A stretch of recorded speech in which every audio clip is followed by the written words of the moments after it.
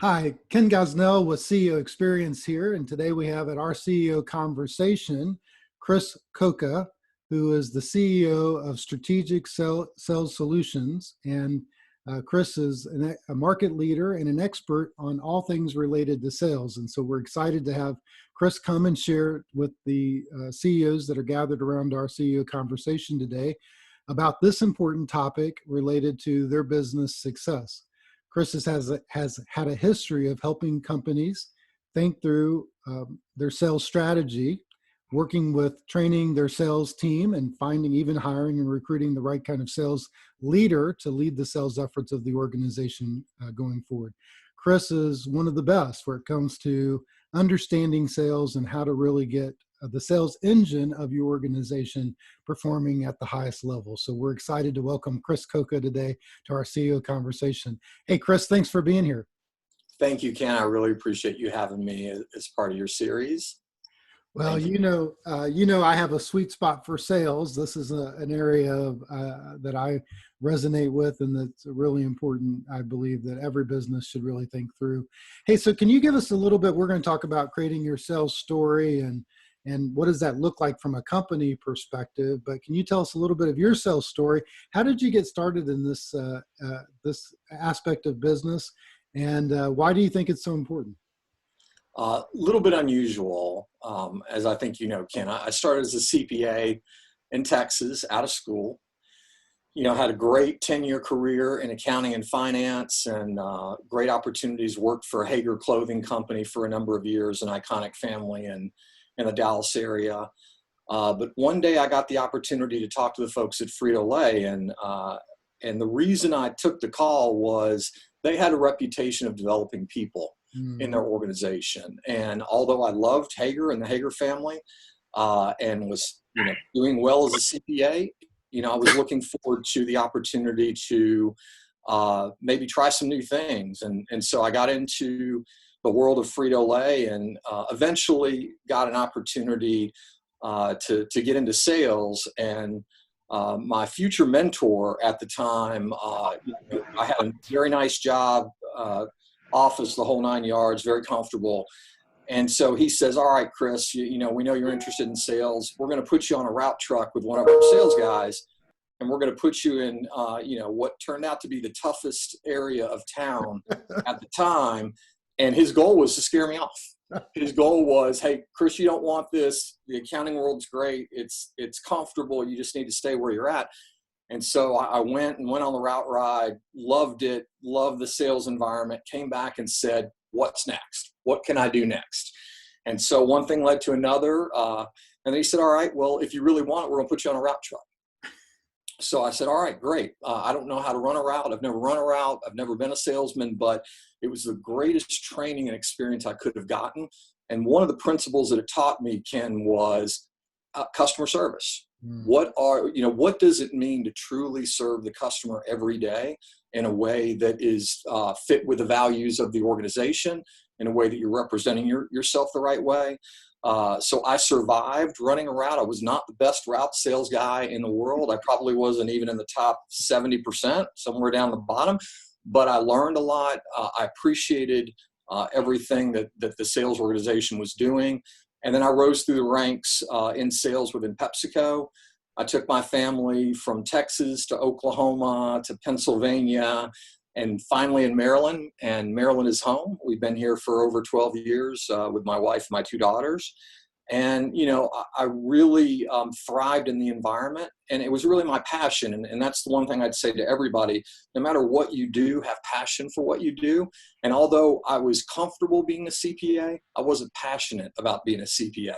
I really wanted to be closer to the customer and closer to the real energy of the business. And, as I was leaving CPA and leaving accounting to go to sales, my boss at the time said that I was the first person that he ever knew that went from the bottom of the P&L to the top of the P&L. Wow. So I went from tax work all the way up to the top. It's been great. I love what I do. I love working with companies. I love helping sales teams. I love working with customers. It's my passion. And I've been very, very fortunate, very blessed. I love the story. I think that's fantastic. I like that your leader was challenging you and telling you how difficult it was, but what he was doing was looking for the right person, right? That was inspired to be out listening to the voice of the customer. I think sales, and I know sales has sometimes a bad connotation to it, just like every industry to some degree. There are bad apples, if you will, in every industry, every profession. But one of the things that I've always resonated, and you just hit on, was that sales is really about understanding the voice of the customer and meeting the customer's need with a potential product or service that you might have from an organization. I tell people all the time, I never sold anything that either I didn't believe in or that people didn't need or want. And so you hit on that difficult that aspect, but the idea of customer service and the voice of the customer, we'll talk a little bit more about that. But hey, I wanted to ask a follow-up question because I know this is one of the questions that we've gotten in, and you kind of just hit on it, and that was, you read this tough route, and even you admitted just now that you may have not had the most success. One of the questions we got from a CEO when it was focused on the sales side is, when they know sales is necessary, but sometimes it's difficult and hard, how do you stay motivated when you don't sometimes see the results of all the efforts that you're putting in as it relates to sales? Does that tie into that story, or did you learn that lesson through that process as well? It does. To be a salesperson or a sales leader, you've got to be willing to accept failure, Mm. because you're going to be told no a lot. And if you're not the type of person that can be told no and be motivated to try again and motivated to come back and do it again, or find a new customer or find a new way, it's just a very difficult situation. But I'm very determined. And so I think you need to stay motivated and determined. And you know what? If you fail, you should understand why you failed. Mm. What could you have done differently? Did you not understand the customer's needs? Did you not have the right solution for the customer? Mm. And even though you may not get that sale, if you can, I coach teams all the time, learn why you failed and apply that to the things that you do in the future. So you may discover some things that are either weaknesses in the company and the offering. You may discover that the message wasn't right, or you may discover that you just did not understand what the customer needed. Mm. So I think in those times, you've got to dig deeper. You've got to ask the right questions, and then you've got to apply what you learn to the next time so that you can continue to grow and become more effective and more confident.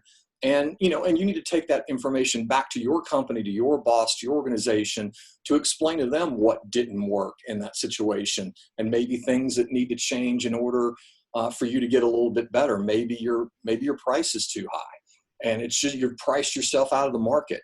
So you've got to be able to take, as a salesperson, a sales leader, you got to be able to go back to the organization and work on a different way to find that right solution for the customer.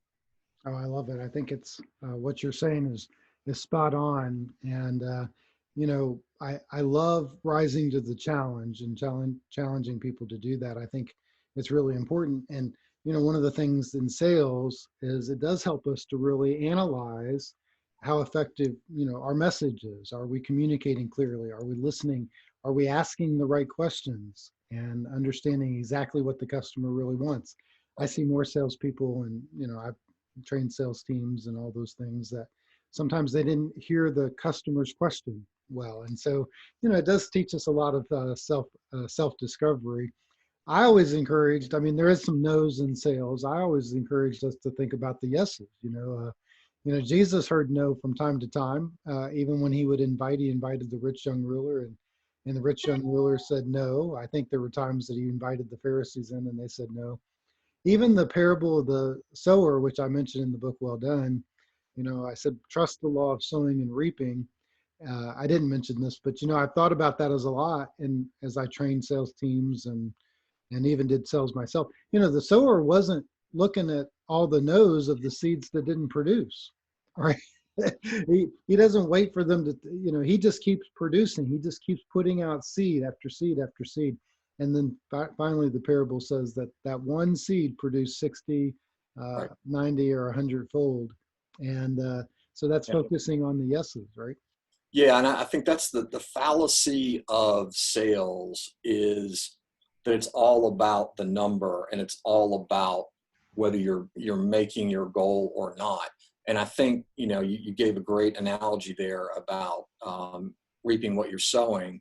It's really about, are you doing the right things, the right activities, the right actions every day to produce results in the future, right? So when I'm coaching a sales team, I'm not just looking at whether they're growing their business or whether they're making their number. I'm digging a little bit deeper into, what are you doing every day to bring future sales in? What are you doing to make yourself better? What are you doing to develop yourself to where you're going to be a better salesperson in a month than you are today? So I do think that you have to sow those seeds, and you have to have the right activities, and you have to have the right way to even understand whether those activities are good or bad, and working or not working. That's right. I love it. Hey, I want to talk to you about managing a sales team in just a second, but I do want to come back to this concept of, doing the right activity and developing yourself. Here's a hack, and maybe you can give, or, a secret that I've discovered years ago. So I'm hard on sales people where they come in, and I look at it as its own profession, just like in the accounting field, or just like in marketing, or just like HR or anything else. And I find that a lot of times people come into sales because they may not have a lot of areas of expertise. And so they feel like, well, I can sell that. And I'm not afraid to take a chance on a person, but here's a simple principle that I used. If that's your profession, then you ought to get educated in it. Right. And so and I've been asked to interview thousands of probably sales guys, through men and women, through the years. And, one of the questions that I put in my interview process is, I asked them, what sales book have they ever read that shaped their philosophy of selling? Right. And it could be any book. And quite honestly, the secret to that story is, if they got a sales model out of it, they could almost probably say any book. But you'll be surprised at the number of people, when I asked that question, they said, well, I've never read a sales book. Right? Or I've never read anything related to sales. Right. And then my follow-up question is, well, how can that be your profession? All of us have to get educated to some degree. So how do you find good salespeople? And do you have any other good techniques that you've used to discern a good salesperson when you're hiring that into an organization? Or Sure. What's your take on that? Well, I asked the same question you asked, so I will tell you that that's a well done question for sure. What have you read? What are you doing to develop yourself? How have you grown professionally over the last year? I want to know what their goals are personally, not just professionally. Tell me about your life and what your goals are in your life, and where are you trying to get to? Because I think that in order to get the best out of your sales team, you've got to know what drives them personally, and what their hopes and dreams are, and what they want out of life. And then I think if you understand that, then you can help them get there by being successful in their career, and by earning a fair compensation, and by being able to grow. I also really try to pay attention to whether they truly have listening skills. We'll go back and forth through an interview, and I will make sure that I understand whether they're truly listening or not. Can they reframe what I'm telling them back to me? Can they ask a good follow-up question? Because if they're not asking me good follow-up questions, then what are they going to be doing with their customers when they're talking to their customers? And then really, I think one of the biggest areas for me that I think is a common denominator for a really good sales professional is empathy, which is not always talked about, right? That's not something that's always associated with sales. But with good sales and good salespeople, they're very empathetic because they care about their customer. It's not just about selling something or making more money or hitting their number. They care about their customers, which drives loyalty and drives repeat purchases and all those things. But they can connect with people in a way that's personal, which people want to buy the things that they need, but they also want a good relationship with who they're buying from. They want to feel comfortable. They want to feel like they're understood. So if a salesperson is not empathetic, it's going to be very, very difficult for that person to succeed. So I try to ask questions and look for ways that I can identify the level of empathy of the individual. Oh, that's fantastic. You know, the whole idea, I think I love the Bible where it comes to relationships, and I think about that as sales, and the empathy piece that you're just talking about is, you know, there's a great passage in Philippians where it says that, you know, Jesus considered other people more important than he considered himself. And we get that same model that we should think about others. And I think that's a great sales model, that it's not about me. It's not about my quota. It's not about the product that I'm selling. It really is about the customer and what is it that they need.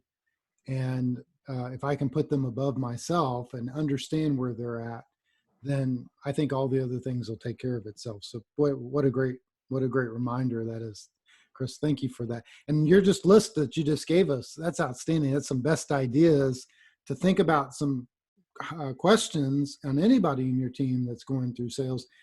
Can they listen? Can they reframe? Can they ask good questions? Are they hearing?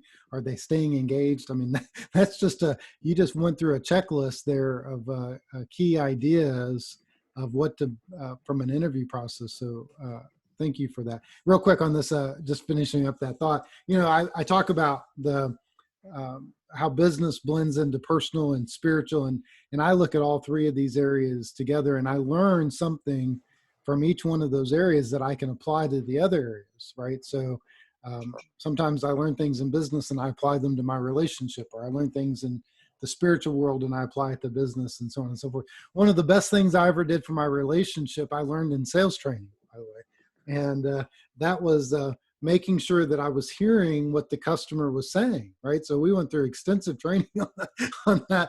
And it really comes down to boiling a simple sentence a lot of times, which is, so I think I hear you saying this, right? Or if I'm understanding, is this what I heard you say? Is that correct? Right? And it's reflecting back. Oh, well, you know, that's probably saved my relationship. That's probably the, you know, if I'm having dinner with my wife and she's telling me something, and Yeah. I don't just jump off the deep end. I say to her, well, hey, sweetheart, I think I heard you said this. Is this correct? Right? And that's that benefit of learning some of these aspects and applying them in other aspects of our life. You have any good tips on that follow-up listening, or anything else or any comment on that? Yeah. Well, whether it's your wife or your customer, they want to be heard. They want to be understood. And I think that if you can give back to them what they're giving you, then you form a bond and a better connection for the rest of the conversation, for the rest of the journey that you're going to have with a customer. And, you know, I think if you can dig a little deeper with them when you reframe in terms of, well, tell me a little bit more about that, or what does that mean if this were to happen? Or are you suggesting that this is a potential problem? Right. Well, and then the most important thing, because I think when you're in that conversation, you're trying to get to the root of what they need, but you should always make it personal. So if they're buying on behalf of their company or another organization, it's great to understand the organization's needs, but it's also more important to understand that individual's needs in the equation. So what does this do for you? Or if this works out for you, if this solution works out for you, what does that mean to you in your company? Right? And people want to talk about themselves. They want to talk about what they're doing, what they're trying to accomplish. And if you can make it personal versus just saying, we're going to do great things for your company. Well, that's expected, but what are you going to do for me? How are you going to benefit me personally? And I think that's the next level of sales, is tying it to their own personal drive and understanding, if I do this for you, what's it going to mean for you? Yeah, I love that reframing and the application of it. So not only do I hear you say, but what would that mean if? Or I like that model. That's a second step solution where you're taking it a little bit further. And I think that's a great insight. Hey, Chris, one of the things that I appreciate about what you do is you not only talk about sales and develop a good sales process for a company or organization, but you come in and train the entire sales team, or you evaluate the entire sales component of an organization, which includes the sales team. Can you tell a little bit more about how you do that for a company, and the benefit of not just training an individual salesperson, but really redesigning the entire sales team? Yeah, so when I come into an organization and evaluate the sales team, I can't do it on paper. I can't do it by just looking at their statistics or their history or their sales for the year, or any of that. I actually have to sit down and work with them all individually, one-on-one, to understand, who they are, what their background is, how they're performing, and what they're doing to improve their performance. Are they following a sales process or not? Or have they even been given a sales process? In many cases, it's really not the salesperson's fault that they're struggling with lack of process when there is no process. So part of my evaluation of the sales team is, do they have a good process to work with? If so, are they following that process? If they are, then typically it's just a matter of what do they need to get to the next level? What training do they need? What development do they need? And how engaged are they, within the organization that they're working with? I also try to understand, Ken, culturally how they fit. Salespeople tend to be fairly independent individuals, strong-willed individuals, and sometimes you're going to have a really great salesperson, Ken, in an organization, and they're a really bad cultural fit. And so what happens is the company will keep that salesperson on because they're producing at a certain level. But what I found over time is that if they're a poor cultural fit, they're going to end up doing more harm than good over the long run, even if they are selling. They're going to have a negative influence on the rest of the sales team, on other people in the organization.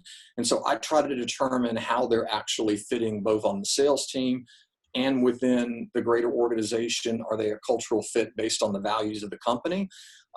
If there isn't a sales process, then I can't blame the salespeople for that. And what I try to do is develop that sales process that's going to work for the sales team, that's going to be able to get them on track so that they are, have more predictable activity. You can measure it.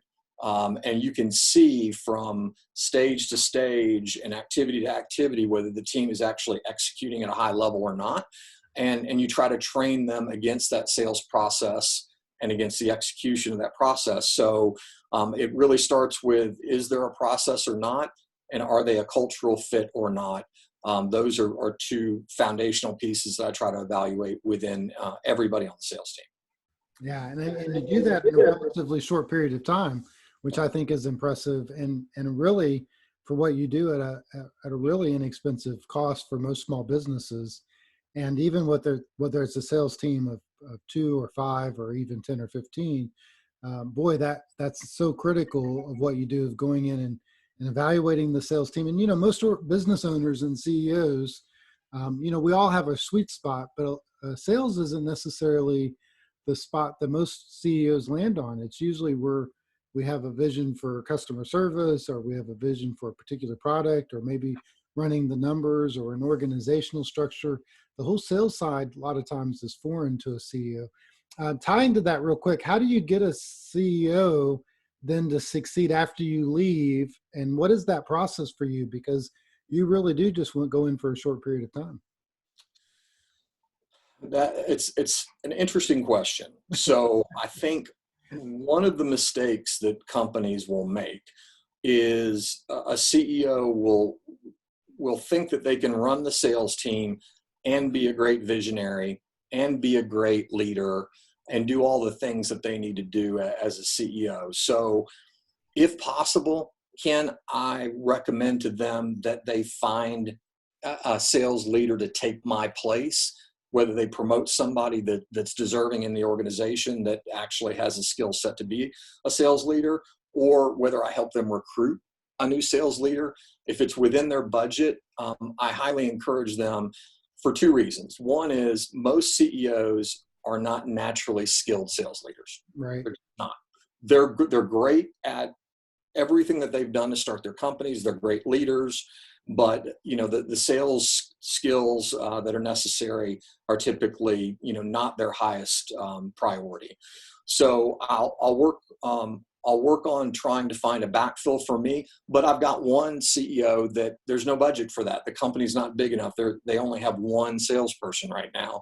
So what I do, Ken, is I train that CEO to actually lead, and I give him or her a process every week, every month, every quarter to be able to run that sales function consistently. I give them a one-on-one process to take and use with their salespeople. I give them a format to use. I help them with a quarterly performance evaluation that they're able to use for all of their salespeople. I teach them how to run a sales meeting. Wow. I do all those things, but my preference is that the CEO is not the sales leader. That's just that's from my experience, because I think it brings the CEO down a level or two, and they're dealing with the day-to-day stuff that you have to deal with as a sales leader, and it takes them away from the strategy and the vision and all the things that they need to do to take their whole organization forward.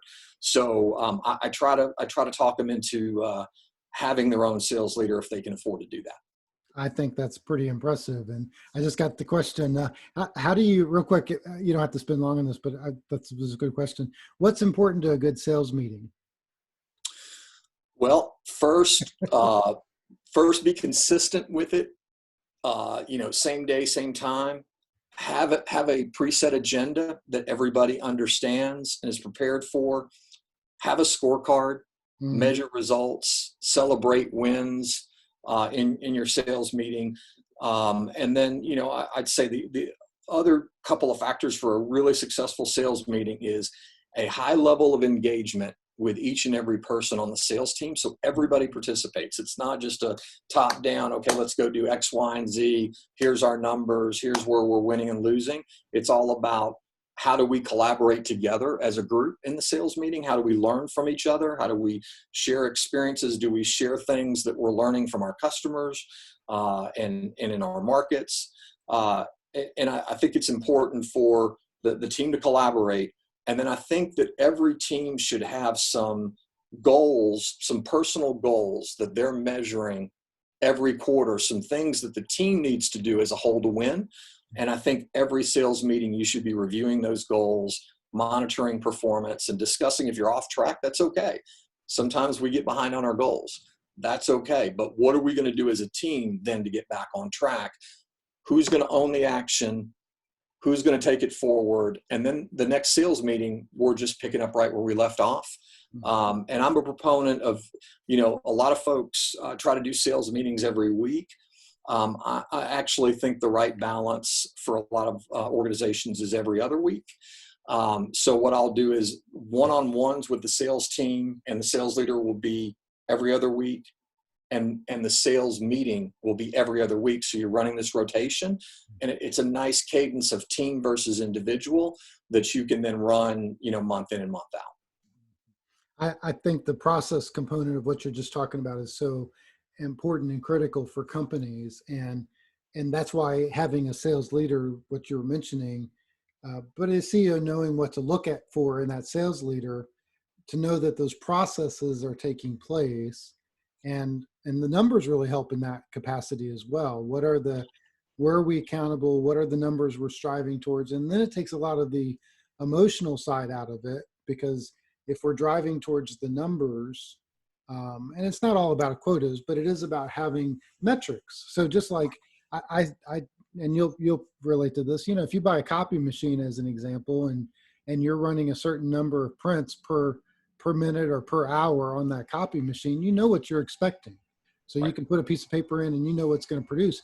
Well, we need to look at the human side. And I mean, obviously we can adjust because we're not robots, but we need to be thinking about what are the standards that we kind of accept for from a performance level. And that's where those numbers kind of drive that. but that helps the CEO as well as they think through, hey, here is this function of my business, is it performing at the level that I expected it to? Any Yeah, comment on those numbers or the yeah. idea? Well, the output of the sales meeting should be visible to the CEO. So there's different ways to do that, but the CEO should be aware of what came out of that sales meeting and what the team is doing to get ready for the next, the next month or the next quarter. What are their goals? What are they working on? And I think on the numbers, it's really important that you calibrate down to the individual. So like I have a group right now, I've got 7 salespeople on one of my sales teams, and I've got one person that converts about 20% of his quotes to a purchase order. And I've got one person that converts 50% of his quotes to a purchase order. And they have the same job and they're selling the exact same things, different territories, different customers. So the first question you should ask is, well, what's the person doing to get 50? Let's figure that out real quick.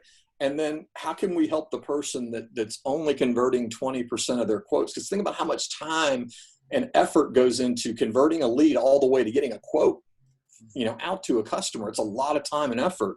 So you've got to help that individual close that gap to whatever the standard is. Maybe your standard is 40%. How do we close from 20 to 40? What are the actions we need to take? What are the best practices?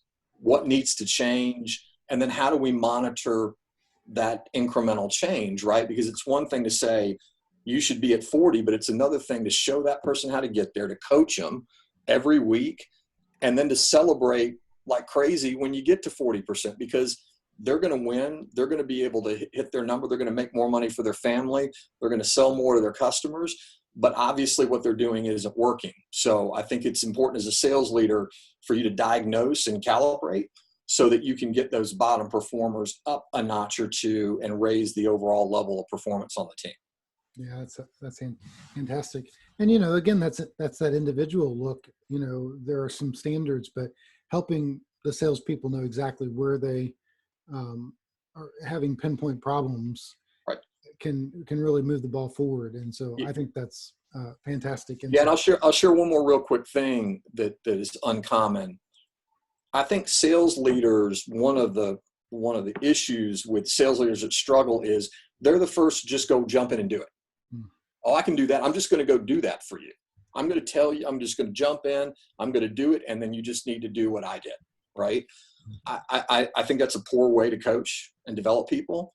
I think you've got to empower your people. And in a sales team, I will look for the best of the best in any area, and then I will have them coach the salesperson, right? What better coach for a salesperson than a peer? Somebody that's done it. So on any sales team, I've got people that are really, really good at whatever their thing is.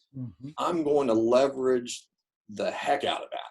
right. And I'm going to have them stand up in front of the team and tell them how to do it. And I'm going to have them spend time with the team to help them get to that level and to share that knowledge. Because a lot of time you've got great knowledge and great talent on your team, but you're not leveraging it across the team. And I think that's a waste.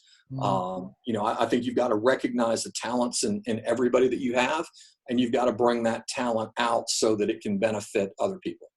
Absolutely. And we do that in every other part of the business, but a lot of times we don't think about it in related to sales, right? If you've got somebody with great closing skills, let them lead the team in that area.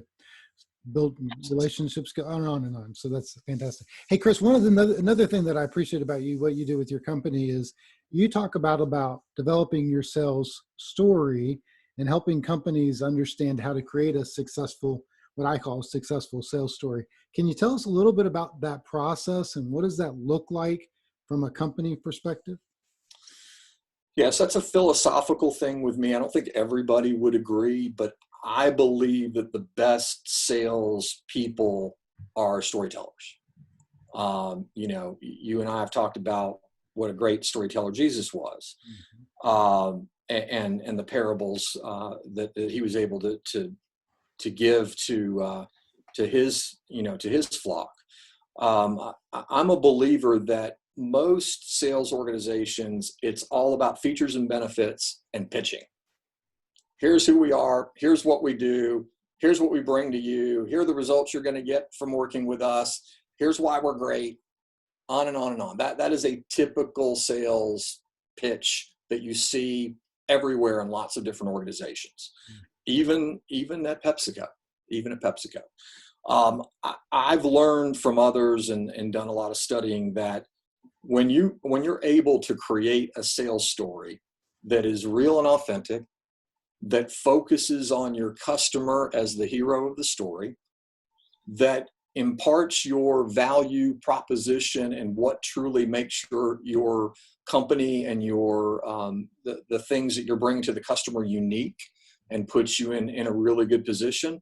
And then to be able to tell the story in a way that's engaging, that's interesting, and that makes a connection with the audience. So you're not going to tell the same sales story to 3 or 4 different types of buyers. You're going to tell the sales story to that buyer that buyer is going to want to hear and is going to emulate or is going to associate themselves with. And then, your goal is telling a story in a way that the prospect then wants to participate in a future story and wants to be the hero of a future story. And I think there's something about storytelling, growing up, I'm sure your mom, we just got through Mother's Day. I'm sure your mom was a storyteller. My mom was a storyteller. I remembered things from many, many years ago because of the stories that she told me. And those principles are true in selling as well. You want people to remember you. You've got so much information. You've got so many things that interrupt a person's day. How do you cut through the clutter? How are you remembered? And the last thing I'll tell about storytelling is if you do it right, you actually really make a stronger connection to the person that you're telling the story to. There's a bond. There's a lot. We could go off topic on neuroscience. How are you mirroring each other when you're telling stories? So I do think it forms a stronger bond, and I do think that it drives a much higher level of engagement and a much higher level of participation and conversion. I think it drives a much higher level of conversion for every sales meeting that you have. If you're telling stories in your sales meetings, you're going to convert at a higher level. But you've got to believe in your story. You can't just tell a story that you don't believe in. You've got to believe in your story. You've got to believe in the customer's story, and you've got to be passionate and authentic about telling that story. You can't just do it in a robotic way or in a script where you're reading a script. People will see right through that.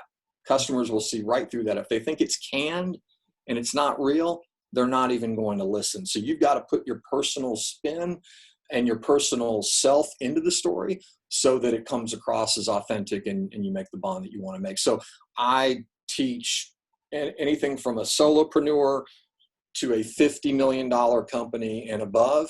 I teach them how to develop those stories and then train them on how to tell the story. Wow. I think that's, again, something critical, and it really can come quite natural, right? Because part of the story is part of who they are or what they've experienced and what they think will resonate with the customer that the customer might relate to. One example of this is that I've used in my own life and current business for CE Experience. I put part of my sales story as my intro on LinkedIn. If you go to my LinkedIn page as an example. You have. I've read it. And I talk about my dad, a situation, I mean, it's kind of a wacky sales story, but the reality is when I was a young boy, 8 or 9 years old, my dad became a new Christian, and I always saw him take 2 things to work, a hard hat and the Bible. And my dad worked at a Christian company. It was a clay refining factory in the Midwest. It was run by a well-done CEO that I reference in the forward of the book. But, I understood why he took his hard hat, and I appreciated that my dad was a hard worker. But as a young boy, I never understood why he took his Bible to work. And so finally, I write in the story about one day I asked my dad, I said, Dad, why do you take, I see you I know why we take our Bibles to church. But I said, I don't know why you take your Bible to work. That seems like a weird place to take it. And he looked at me and he, with the sincerest I can picture, just like it was yesterday. He said, "Son, I take it so I can read it during the breaks because it makes me better." And I never forgot that. Well, that's part of my sales story, the business world and the spiritual world coming together, and seeing how that impacts not only my dad during breaks, but the CEOs of a company, how they shape the company, how they integrate their faith as part of their life. And man, that's a real story. It makes, brings tears to my eyes. But I've had so many people through the years reach out to me when they read that part of that story, or we start talking about it, right? And that's what you're describing and creating that sales story for a company or organization. Yeah, and I'd say people will remember the story, and people will understand, Ken, what makes you unique, right? Because think about what you do. You're not the only one in the world that does what you do, that works with CEOs, that has peer CEO meetings, that does business coaching. There are a lot of people, a lot of great people that do that work. Yep. So what's unique about you as an individual, as your business, as what you can do for others that sets you apart, and that you could weave into a story so that people really get the essence of not only who you are, but what you can do for them that maybe nobody else can do for them, right?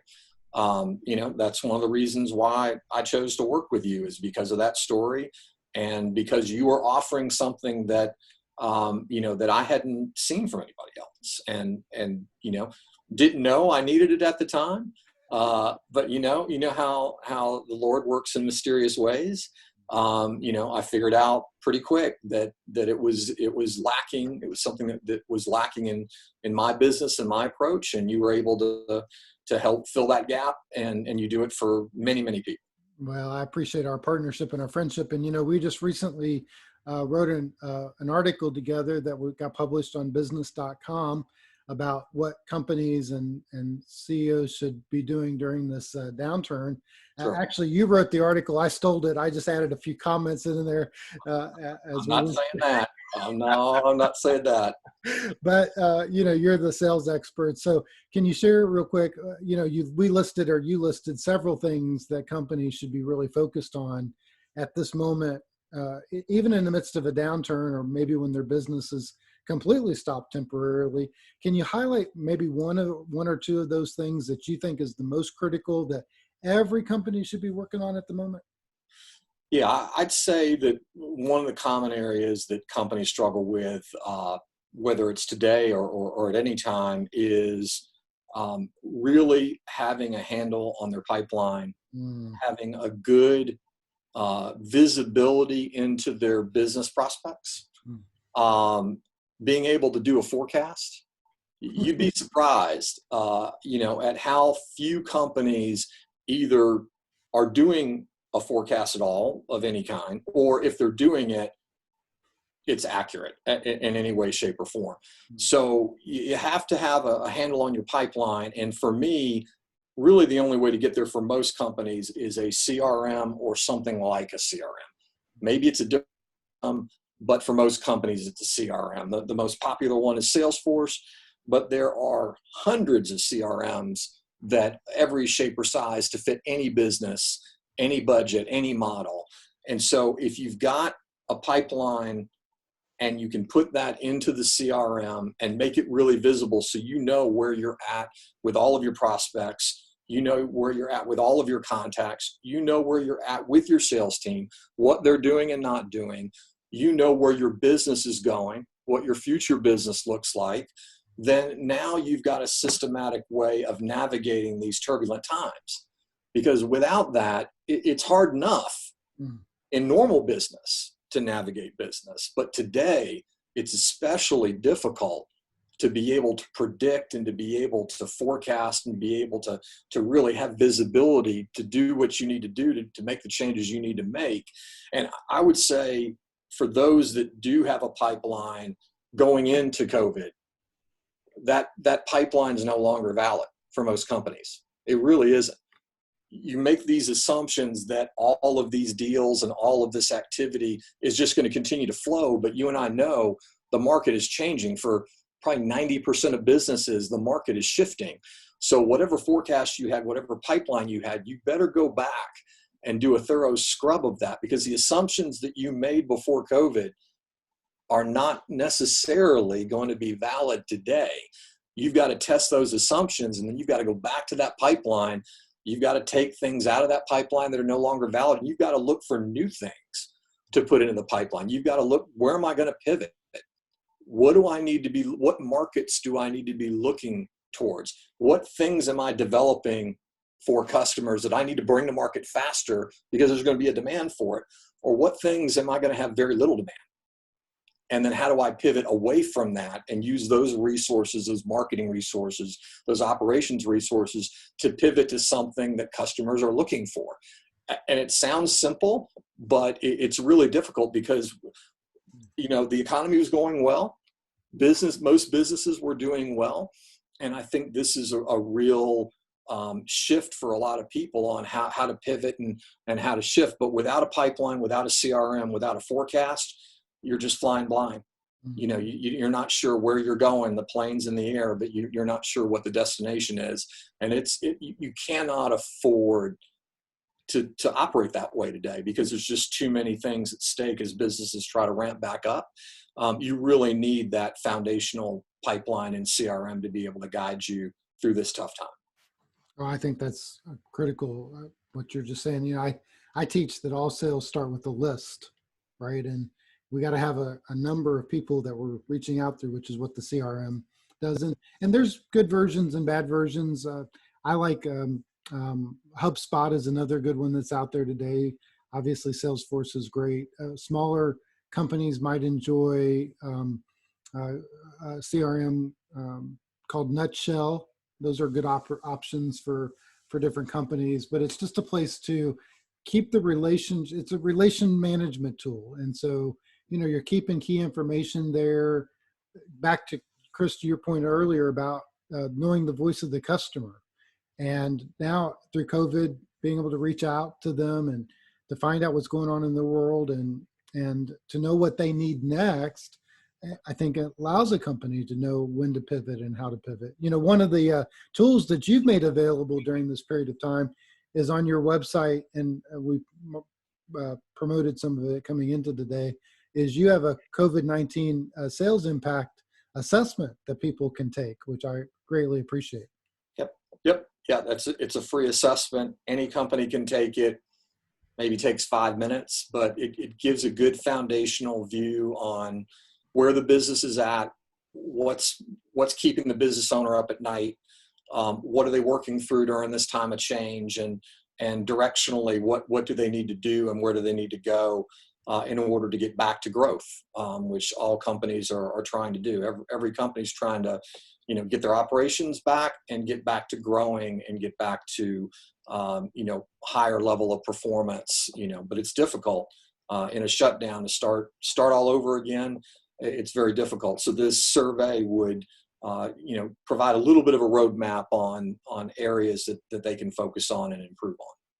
Excellent. And you talked about earlier, we were talking about sales strategy and numbers and some of those things. And I know one of the things that you do specifically is you've adapted kind of the traction model that I'm a fan of Gino Wickman, who wrote the book Traction, and Gino actually endorsed the book Well Done as well. But you've talked about that traction model and you've applied it to sales. Can you talk a little bit about how you work with companies on the traction model for their organization? Sure. I stumbled upon it. I knew nothing about traction, and I was working with a company, and I was one of the things I do, Ken, is I can be an outsourced sales leader. So I was the VP of sales part-time for this company, and they were running traction. They said, Chris, you got to read traction. We're running traction. You got to work it. So I was on the executive team as the sales leader.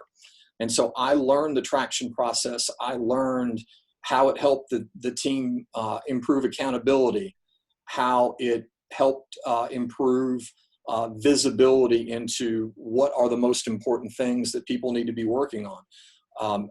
I learned how it drove ownership at all levels of the company, executive level all the way down. It drove much, much better ownership. And so as I learned that, I was able to then apply that to sales. And so that sales meeting that we talked about earlier in the conversation, I actually run a traction version of that sales meeting. And I have a group that I'm working with, and I'm the VP of sales. And we had our third traction sales meeting on Friday, the best sales meeting that we have ever done. Wow. They said it. The owner was on the, and we did it through Zoom. We weren't even live. We did it through, I can't even imagine if we were live, how much better it had been, but we did it through Zoom. And you can do all these things virtually. You can run a sales team. You can run a sales meeting virtually, but traction gives you a nice foundation, a nice agenda, a good scorecard, all the things that make a sales meeting really run. And, I felt great after that meeting because we got so much done. We moved some big things forward. We got, part of traction is rocks. What are your key rocks for the quarter? What are the big things that you as a team have to get done? And we were checking off. We're like, well, we got that rock. We got that rock. We're almost done with this rock. You could tell that the team was moving forward, and that even though our sales were down in this company because demand has been down, we can see a future pipeline. We can see future opportunity. And when we look out in Q3 and Q4, it's a much brighter look because of the work that we're doing, because of all the important things that we're doing. So I'm a big proponent of that. And I've helped several companies implement traction kind of from the ground up, starting at the executive team on down. It's part of a broader organization called EOS. I know many great EOS implementers that, if they want a professional implementation of traction, I've got 2 or 3 people that I'd be happy to recommend. But for those that just want to take the book, which anybody can do, and do it, I'm able to help companies kind of get that process off the ground and get it all the way down to department level. And it's great because what I love about it is I love the sales work that I do, but in traction, you're able to work with all functions and the entire executive team. And that's a passion of mine, is to make a bigger impact and add more value. And that's one of the ways that I've been able to work with companies to add more value, and work directly across that executive team to get them on track and to get them in the right direction. So it's been great. Yeah, it's powerful. I think these are some excellent tools that business owners can think about as it relates to company strategy, but then also sales strategy. Hey, Chris, we've only got a couple more minutes, and I appreciate you being here today on this important topic. We share, you are a well-done leader, and obviously we made some references, and we've talked about Jesus and how he told stories, and that whole specific model of even some of the parables and how it relates. Is there a particular parable or a Bible passage that relates to you as a leader that maybe has guided your thinking through sales and marketing? I'll give you a common one, but I've always felt drawn to it. In the Gospel of Luke, the parable of the Good Samaritan, and the question that Jesus asks, "Who is your neighbor?" And I think that's really important in sales. It's really important in society. It's really important today. And I think that we should broaden our view of who our neighbor is, and not just the people that we always associate with or the customers that we always associate with, but how can you expand your view of people you can help? One of the things I've tried to do during this crisis is for companies that have not had any budget to continue to do the sales work, I've continued to do that work with them, and not charge, because they're in pain, and they're struggling and they need help. And, I feel compelled to help people in that way, whether it's in what I do professionally or whether it's in my personal life, trying to recognize the people that are in pain, the people that need help, the people that you need to tend to, that you need to nurture. And I'm a big believer, as a Christian and business owner, that you've got to have your eyes open to who you can help. And maybe you receive something in return for it, and maybe you don't. And that's okay. You don't always have to get something back, to make the impact that you want to make. Yeah, I think that parable of the Good Samaritan is a powerful one, where it speaks about obviously the compassion and the caring for someone and seeing what their needs are, obviously. But I also love the whole awareness that the Samaritan was really aware of the entire situation.